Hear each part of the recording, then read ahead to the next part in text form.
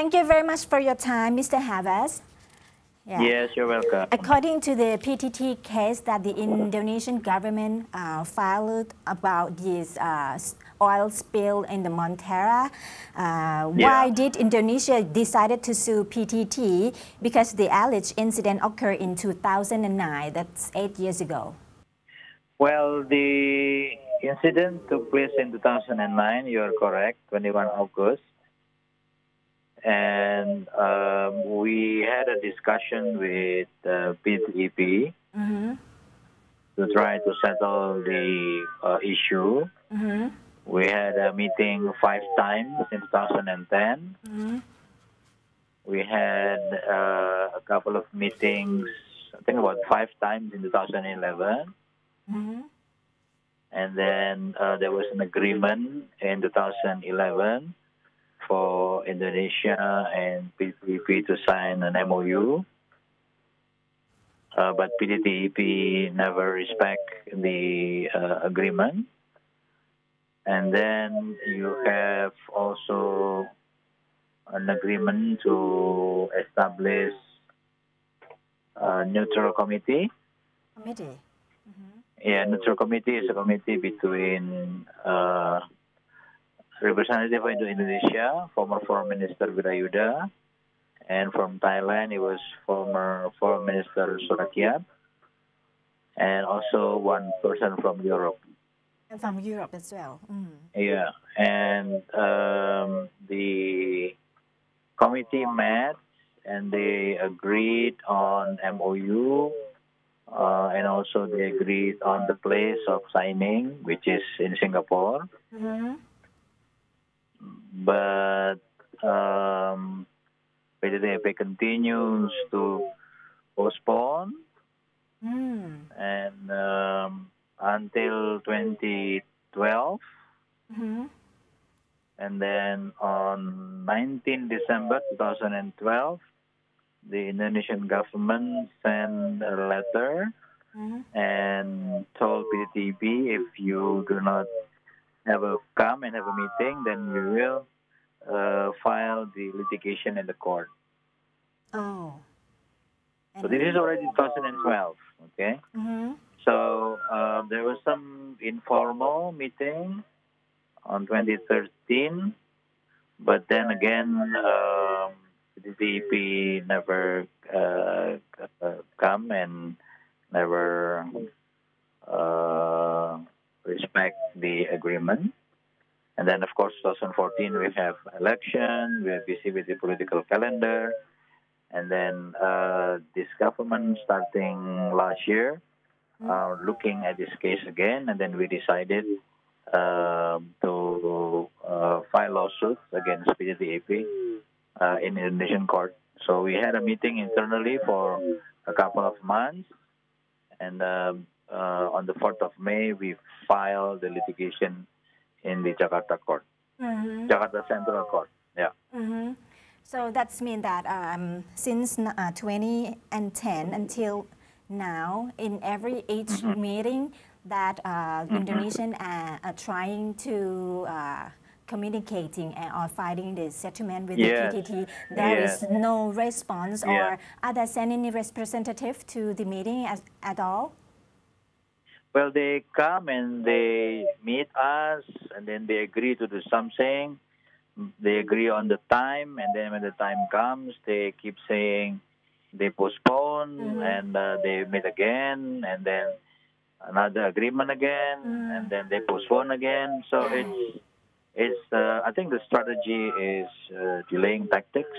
So I think the time of delaying tactic is finished. So I think it's time for PTT to sit with us seriously and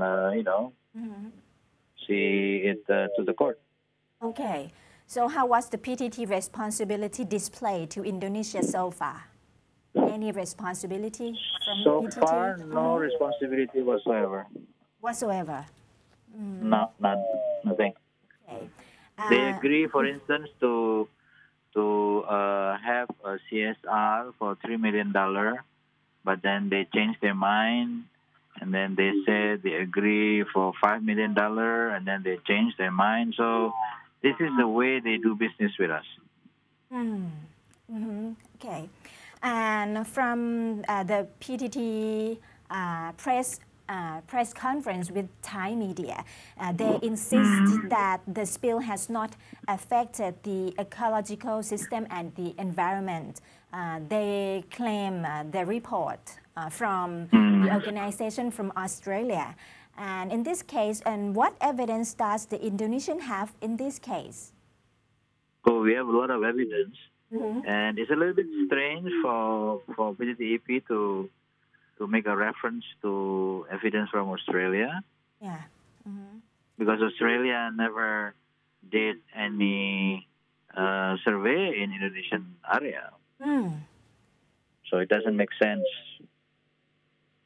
We have collected the evidence. We have the sample. We have invited them to come to do the sampling already in, I don't know which year, so many letters, but they never came. So it's, if they want to say that they have data from Australia, well, okay, fine. Because they have just lost the legal standing against seaweed farmer in Australia, right? Yeah. So the Australian court has decided that it has jurisdiction over the case. So now it goes to the substance.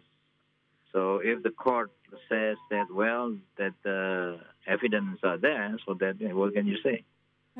So, this is always the theory coming from the TTP. They're saying that the oil was not coming to Indonesia. We have the data from Australia.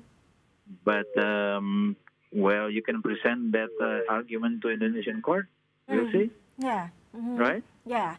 And since when that the Indonesian government has collected all this evidence since 2009? We did, yeah.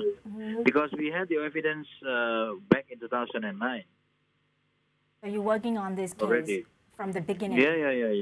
Yeah, from the beginning. Because the incident took place on the 21 August, right, 2009. And in 30th August, the oil already went to Indonesian EEZ. Okay. So only a couple of, and the well was only closed sometimes in November. So yeah, we do have evidence. So if they say there are no evidence, well, let's let the court decide that. We should not keep telling back and forth, in the media or in the negotiation that they say they have the data. It's okay.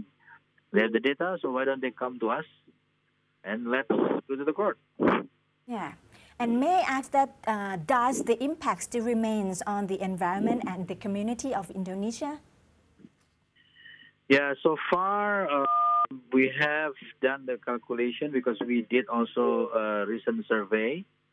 So recent survey, we have evidence as well. So, it's there. Okay. All right? Yeah.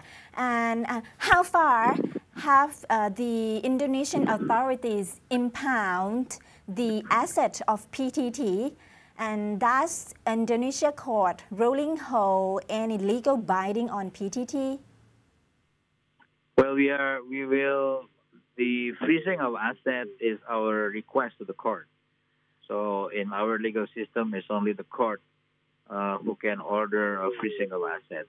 And normally, freezing of assets are given if the losing party does not want to pay. So that's the normal procedure.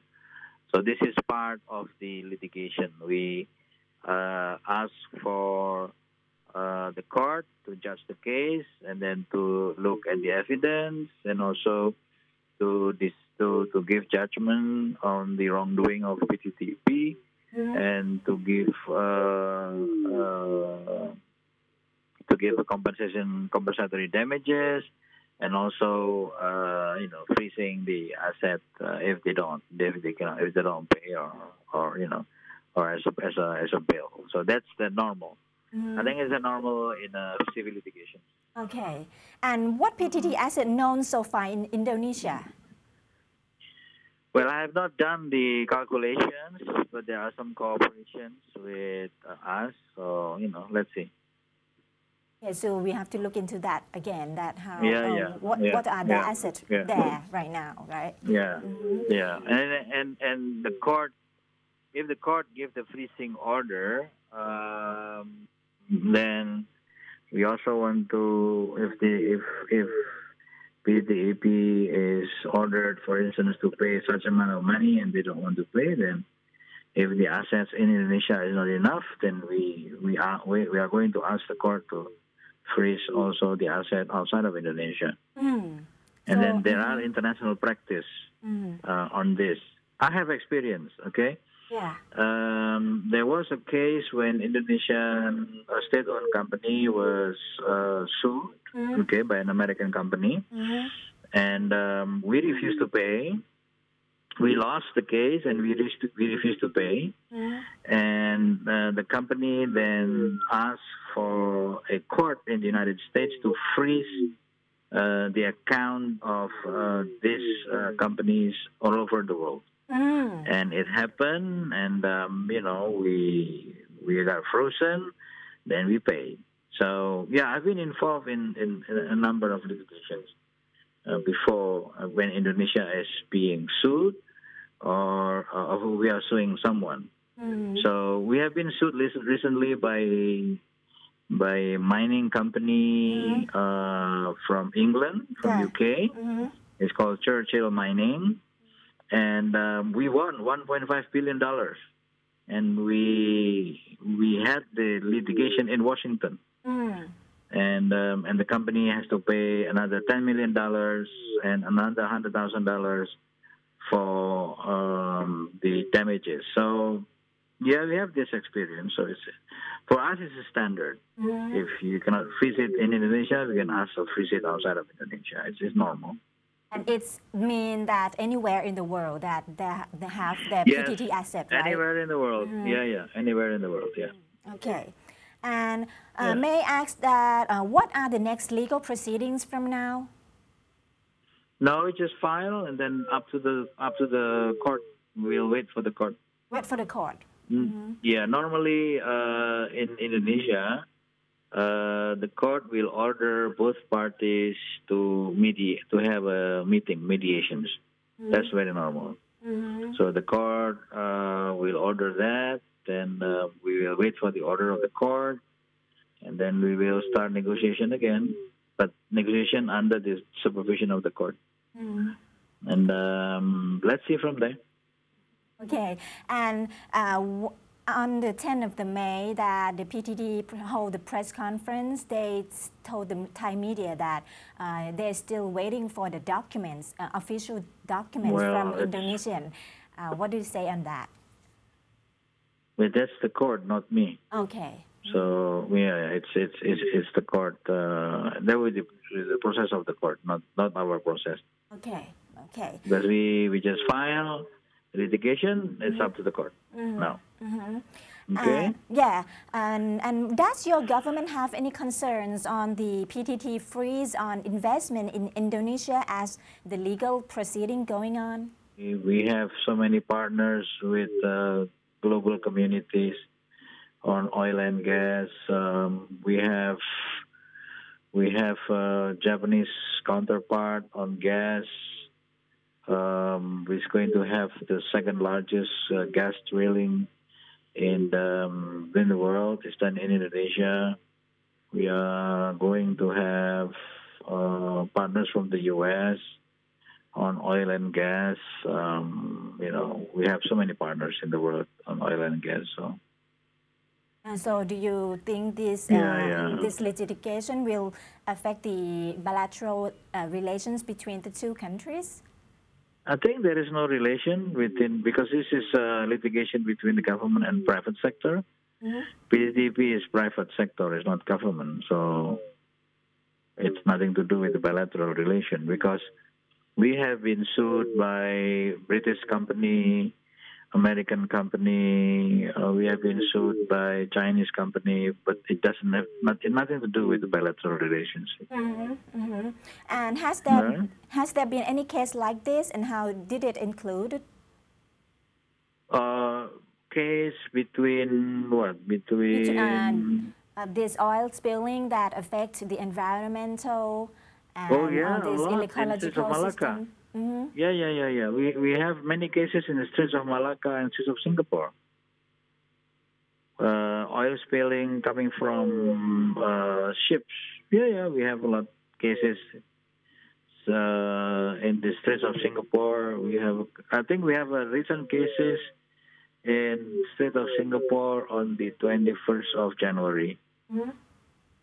There was an oil spill, and we are now working with the insurance and with the British company. And the difference between oil spills in the Straits of Malacca and Singapore and Montara is that the owner of the vessels, the insurance, they are very quick, they are very responsive, and they are very responsible. They come and they tell us what the problem. They go and see us, and then they arrange the survey, and then they arrange the payment. They are very quick. They are responsible. PTTEP is not like that. PTTEP refuse to be responsible, always saying that the oil is not going to Indonesia. We have data from Australia saying A, and then it's not fulfilling. It says it's different. So this is the only. If your question is about whether this is the first time in oil spill, no, it's not the first time. We are having it all the time. But whether it's the first time that someone who conducted oil spill and not responsible, yes, it is the first time. And lastly, may I ask that could there still be an amicable settlement on this case? The court says normally the court will order us to have a discussion. So let's see. We are always open to settlement, amicable settlement. But for your understanding, we have been trying to talk to PTTEP for so many meetings, for so many times, and nothing happened. And lastly, do you have anything to say about this case? Well, this is a very important case, and I think the sooner this case is settled, I think the better is for the relation between Indonesia and Thailand. Yeah, because somehow it's not been taken care of, and it's sort of being let flow like that. I think people keep asking questions, people keep questioning the spirit of ASEAN. Why is that the ASEAN countries do not really care about what happened on the environment? So I think the sooner this is settled, it's the better for the relations in ASEAN. Okay? Okay. Thank you very much for today. You're welcome.